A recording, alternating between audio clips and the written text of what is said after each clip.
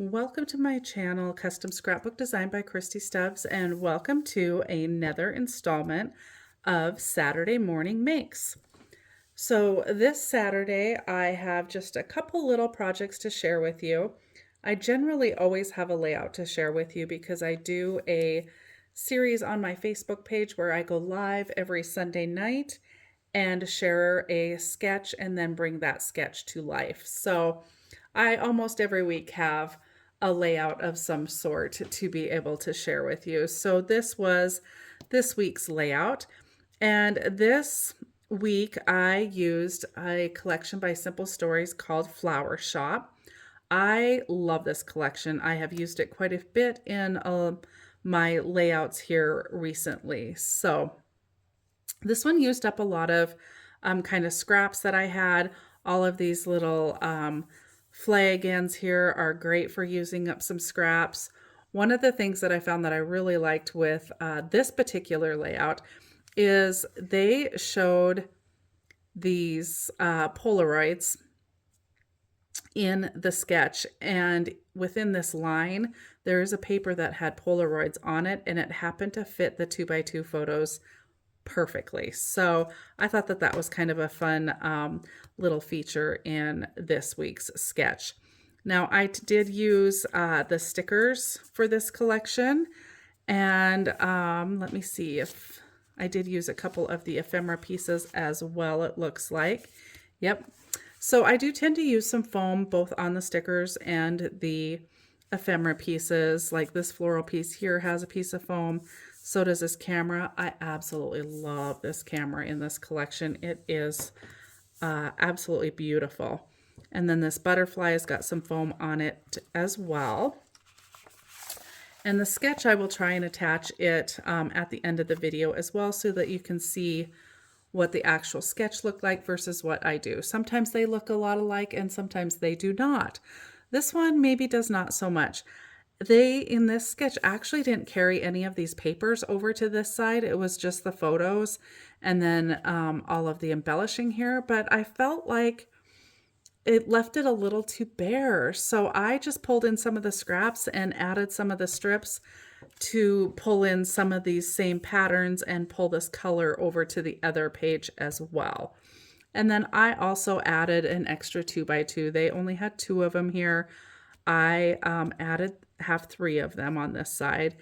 And then of course, all of my photos, I did mat them on a white so that they kind of showed up just a little bit better on the patterned paper.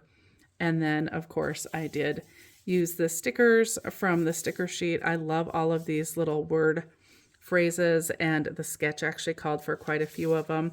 So I had a fun time kind of putting all of those on there. The butterflies here are all up on foam. Again, we've got that camera, only this one is die cut.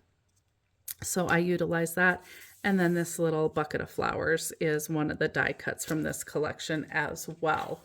So let's just do a quick pan of this so you can see what they look like side by side, what they would look like in the book. So that is my 2-page spread for this week that I did on one of my sketch sesh Sundays.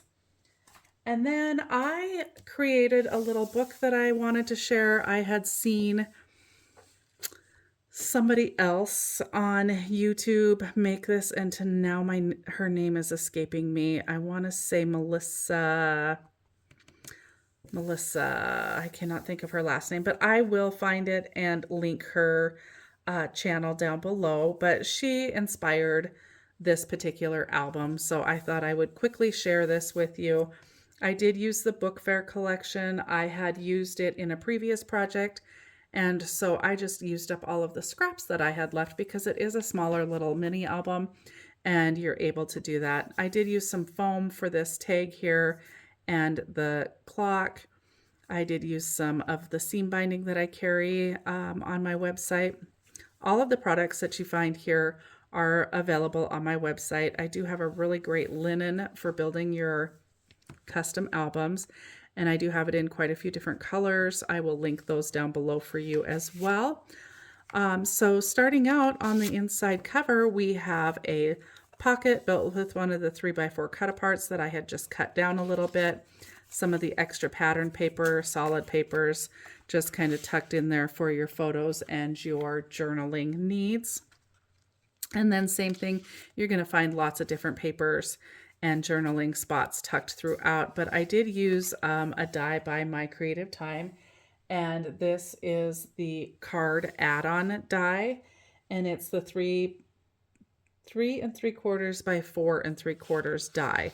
So I did use it throughout the album, which is how I was inspired by Melissa. She had used it and I was like, oh, how fun and easy would that be?